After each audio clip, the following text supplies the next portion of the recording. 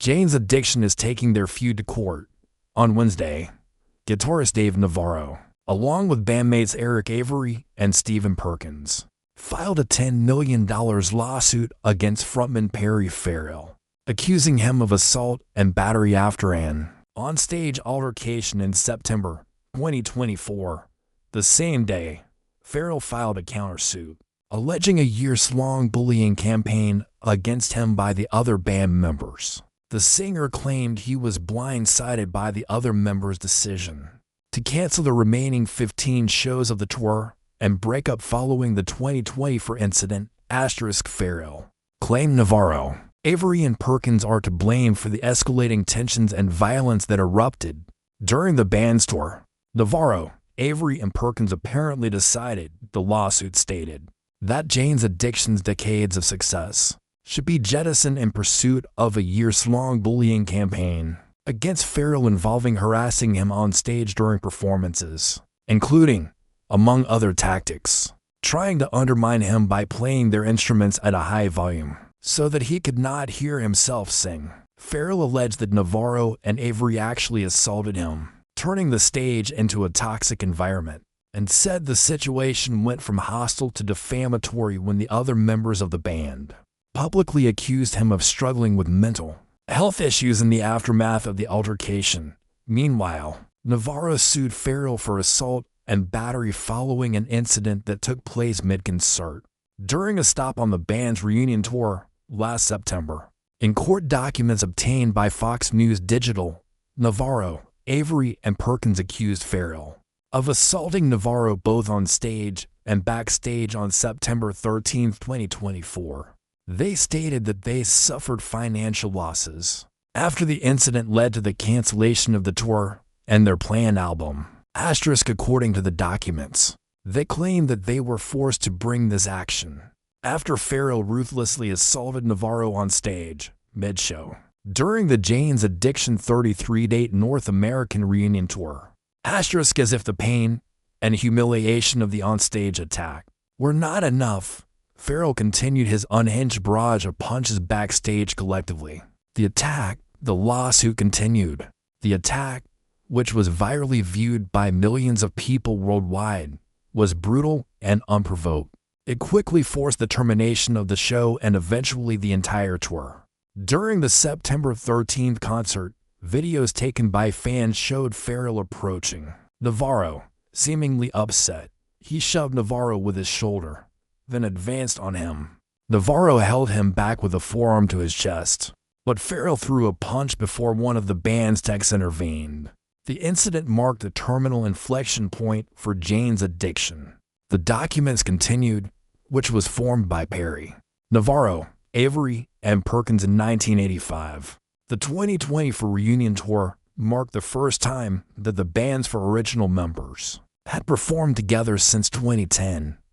According to court documents, the reunion tour had sold over 100,000 tickets before its 15 remaining dates were canceled on September 16, 2024, 3 days after the incident at the show in Boston, Massachusetts. Jane's Addiction announced the tour's cancellation in a statement that read in part, "Due to a continuing pattern of behavior and the mental health difficulties of our singer, Perry Farrell, we have come to the conclusion that we have no choice but to discontinue the current U.S. tour.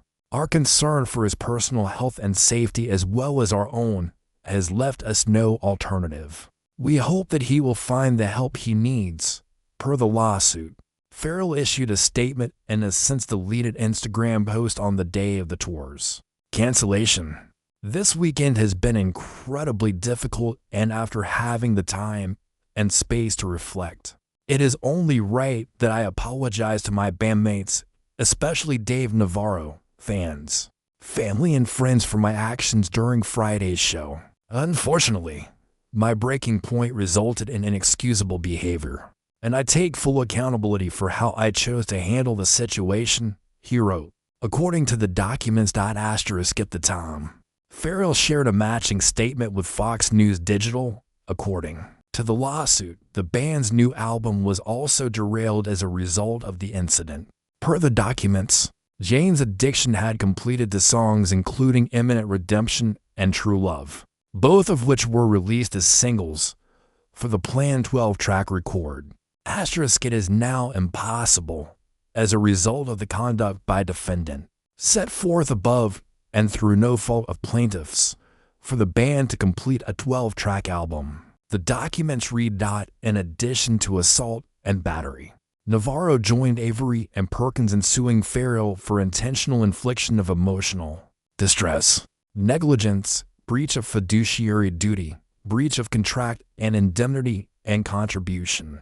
In a statement to Fox News Digital, Navarro's attorney, Christopher Frost, said, "In 2024, the 4 original members of Jane's Addiction came together, against all odds, with a new tour and new music, persuaded by Perry Farrell to revive the legendary configuration of the band. Dave Navarro, Eric Avery, and Stephen Perkins had high hopes that they could capture the pure spirit of the band's early days and build on it. Initially they did, in the studio and on stage," Frost continued. "But, as our lawsuit explains, they did so with a 4th bandmate who was by turns unwilling or unable to perform to a reasonable standard and who repeatedly threatened to derail the tour. Ultimately, with the attack on Dave Navarro seen around the world, Perry Farrell abruptly and unilaterally ended all the plans for a Jane's Addiction revival. He also left his bandmates holding the bag for an unfulfilled tour and record deal. As our lawsuit explains in detail, Dave, Eric, and Stephen never wanted it to come to this. But they have been wronged, want the accurate story told, and they deserve a resolution."